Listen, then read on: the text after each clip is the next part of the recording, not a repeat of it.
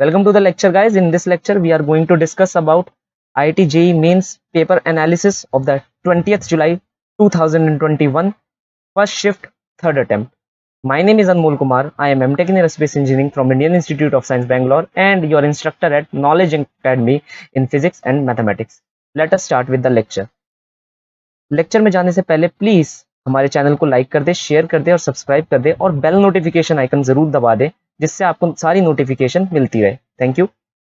आइए स्टार्ट करते हैं पहले class wise number of question से कि कौन सी क्लास में कितने क्वेश्चन आए। अगर मैं बात करूं क्लास 11 से तो मेरे सब्जेक्ट के अंदर ज्यादातर 11th क्लास का पूछा गया है, एक आध क्वेश्चन कम ही 12th के अंदर पूछा गया है।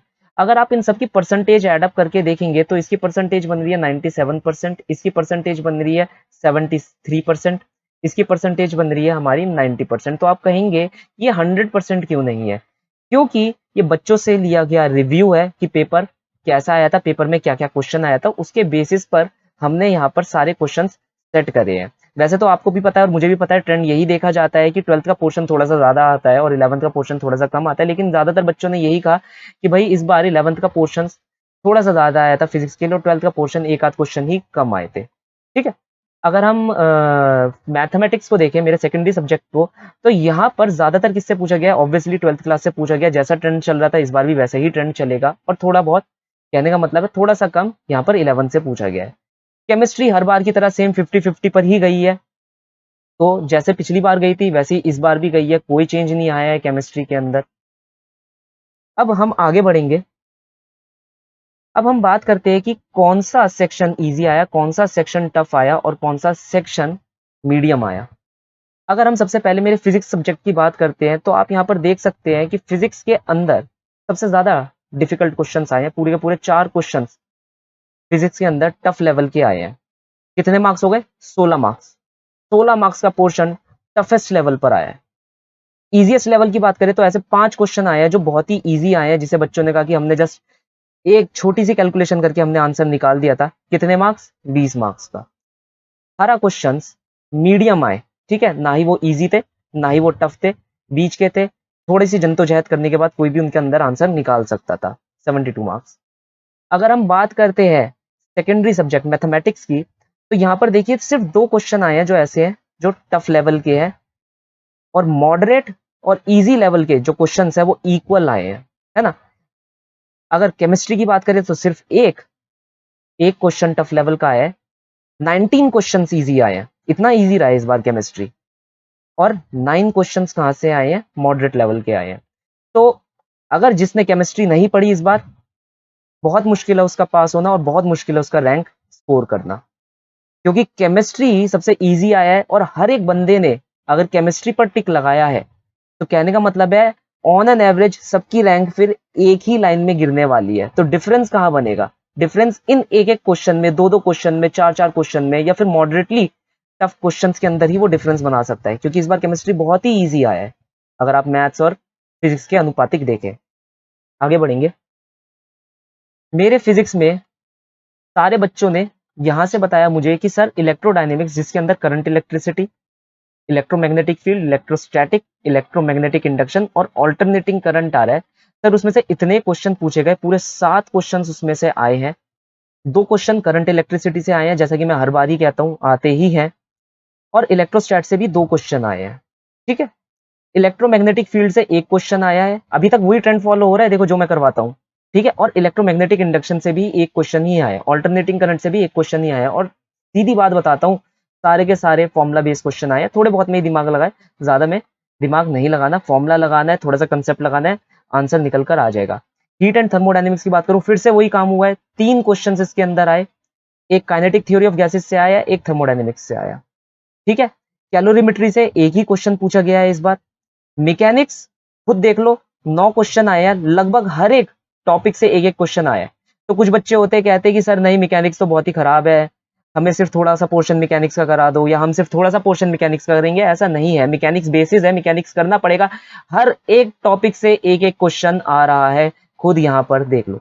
मॉडर्न फिजिक्स कोई नहीं पढ़ता, देख लो कितने क्वेश्चन आए, पूरे के पूरे 5 क्वेश्चन यहां से आए हैं। एक क्वेश्चन सेमीकंडक्टर से आया है, सब छोड़ देते हैं कि नहीं पढ़ना, आया है एक क्वेश्चन।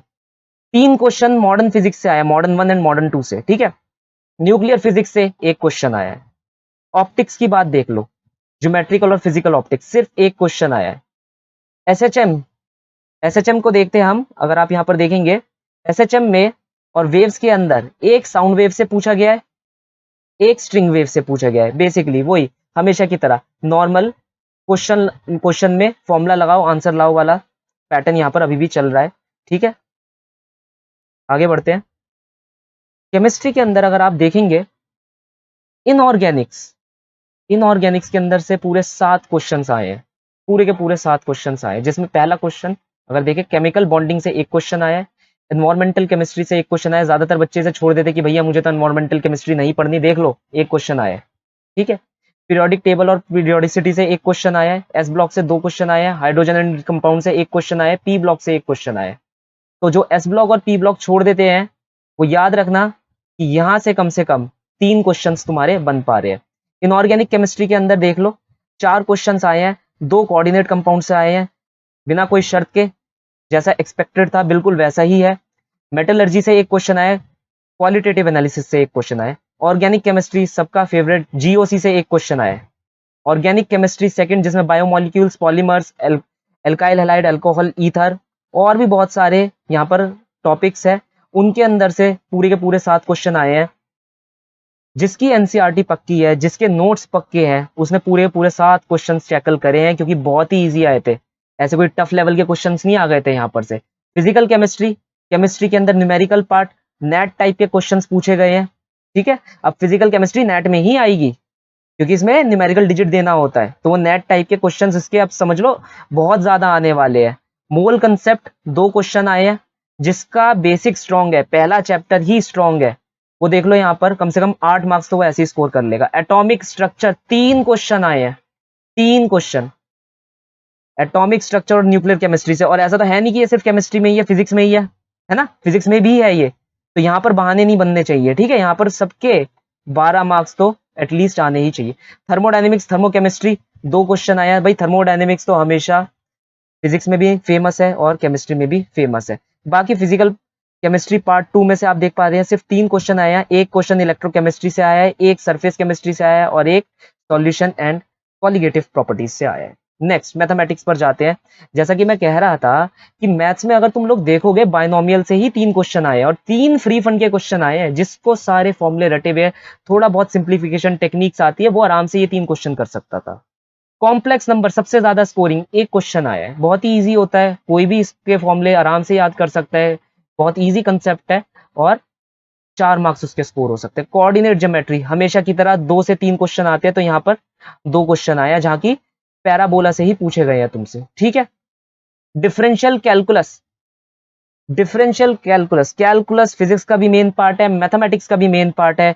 यहां पर देख लो हर एक चीज से एक एक क्वेश्चन आया है, लिमिट से भी क्वेश्चन आया है, फंक्शन से भी क्वेश्चन आया है, एओडी से भी क्वेश्चन आया है, कॉन्टिन्यूटी से भी क्वेश्चन आया है। Integral calculus 2 question. ठीक है, परमुटेशन कॉम्बिनेशन जिसके पीछे इतना दिमाग खपाते हो, सिर्फ एक क्वेश्चन। प्रोबेबिलिटी जिसके पीछे इतना दिमाग खपाते हो, 2 क्वेश्चन। वेक्टर 3D 3 क्वेश्चन आए हैं, देख लो। तो जो लोग हैं जो ये सोच रहे हैं भाई मैं तो 1 महीना पीएनसी में लगा दूंगा, क्योंकि मेरे पास ऐसे बच्चे आ चुके हैं जो पूरा पूरा 2-2 3-3 महीना पीएनसी में लगाते थे, वो देख लो यहाँ पर भाई एक ही क्वेश्चन आया है पीएनसी से। तुम इतनी मेहनत अगर प्रोबेबिलिटी में कर लेते, थोड़ा सा पीएनसी पढ़ के प्रोबेबिलिटी में कर लेते, तो 2 क्वेश्चन निकाल लेते, है ना। स्टैटिस्टिक्स सिर्फ एक क्वेश्चन आया, क्वाड्रेटिक इक्वेशन सिर्फ एक क्वेश्चन आया है, ट्रिगोनोमेट्री जैसा कि हर बार होता है एक ही क्वेश्चन आता है, 3% आएगा भी नहीं आएगा ये भी नहीं पता होता। मैट्रिक्स एक क्वेश्चन आया है, ईजी होता है, कैलकुलेटिव होता है। पूरे पेपर की अगर मैं यहाँ पर बात करूं तो ज्यादातर लोगों ने ये कहा कि सर मैथमेटिक्स का ही पेपर एक ऐसा आया था जो कि सबसे ज्यादा लेंदी था मगर इजी भी था। केमिस्ट्री का रिलेटिवली बहुत इजी था। ठीक है, तो जिसने केमिस्ट्री अच्छे से पढ़ी है, स्पेशली एनसीईआरटी बहुत अच्छे से पढ़ी है, एग्जाम्पल्स अच्छे से पढ़े हैं, केमिस्ट्री उसकी अच्छे से निकल सकती है। प्लस वो तो है कि आगे उसको ओपी टंडन भी पढ़नी पड़ेगी या कुछ और रेफरेंस बुक्स लेनी पड़ेगी, लेकिन मैं एक बेस लेवल की बात कर रहा हूँ। तुम कितना भी हायर पढ़ लो, तुम्हारी एनसीईआरटी केमिस्ट्री के अंदर वीक है, कुछ नहीं हो सकता। मैथमेटिक्स एनसीईआरटी यहाँ पर काम नहीं आती, बेसिकली तुम्हें कोचिंग का मटेरियल ही फॉलो करना पड़ता है, तो मैं अपना मटेरियल ही देता हूँ। ईजी आया है मगर लेंदी आया है। फिजिक्स मीडियम हार्ड है एज एक्सपेक्टेड। ओवरऑल मैं कहूँगा पेपर बहुत ही मीडियम था, बच्चों को अच्छा लगा पेपर देकर। बच्चों ने कहा कि पेपर इस बार मीडियम ही आया था, और मैं ये नहीं कहूँगा कि कोविड सिनेरियो की वजह से उन लोगों ने मीडियम रख दिया, नहीं नहीं नहीं, मैं ये नहीं कहता। हर साल ही पेपर ऐसा आता है, पेपर में कोई भी चेंज नहीं आते। हम लोग ही कहते रहते हैं कि भाई, या तुम लोग ही सोचते रहते हो कि पेपर मीडियम आएगा, हार्ड आएगा, ईजी आएगा, ऐसा कुछ नहीं होता। ठीक है, फिजिक्स हमेशा से मीडियम हार्ड आती थी, हमेशा ही मीडियम हार्ड आती रहेगी, क्योंकि यही है जो रैंक को इधर उधर करती रहती है। मैथमेटिक्स लेंदी आता था, लेंदी आता रहेगा। केमिस्ट्री इजी आता था, इजी आता रहेगा। हाँ, उन लोगों के लिए इजी नहीं है जो कि ये सोचते हैं कि भाई मैं तो इतनी मोटी मोटी बुकों से पढ़ लूंगा, लेकिन अपनी बेसिक एनसीईआरटी छोड़ दूंगा, बेसिक एनसीईआरटी के नोट्स छोड़ दूंगा। ठीक है, तो केमिस्ट्री पहले भी इजी थी, आज भी इजी है, आगे भी इजी रहेगी। और एक बात याद रखना, जिसने केमिस्ट्री छोड़ दी उसका कुछ नहीं हो सकता। फिजिक्स, अगर तुमने केमिस्ट्री और मैथमेटिक्स कर लिया तो अच्छी रैंक लाने में बहुत मदद कर सकता है, लेकिन अगर तुमने फिजिक्स ही छोड़ दिया तो चाहे यहां पर एक्सेल कर जाओ, यहां एक्सेल कर जाओ, एक्चुअल रैंक में कभी एक्सेल नहीं कर पाओगे। कैलकुलेटिव स्पीड तुम्हारी अगर फास्ट नहीं है, सोचने की थिंकिंग फास्ट नहीं है, मैथमेटिक्स के अंदर रह जाओगे। इजी आया है देख लो, मगर लेंदी आया है। आप हमें कांटेक्ट कर सकते हैं, ये हमारे नंबर है, और इंट्रो स्क्रीन पर भी मैंने आपको नंबर दे रखा था, आप उस पर व्हाट्सएप कर सकते हैं और हमारे कोर्सेज के लिए एनरोल कर सकते हैं। प्लीज गाइस, हमारे चैनल को लाइक करें, शेयर करें और सब्सक्राइब करें, क्योंकि हम यहाँ पर बहुत सारा मटेरियल डालने वाले हैं, और आगे आपको बहुत सारी इंपॉर्टेंट जानकारी देने वाले हैं जो कि डिफरेंस क्रिएट करेगी आपके खुद के एंट्रेंस एग्जामिनेशन के अंदर। तो guys, please like, share and subscribe the channel. Will meet you in the next lecture. Until then, goodbye guys, thank you.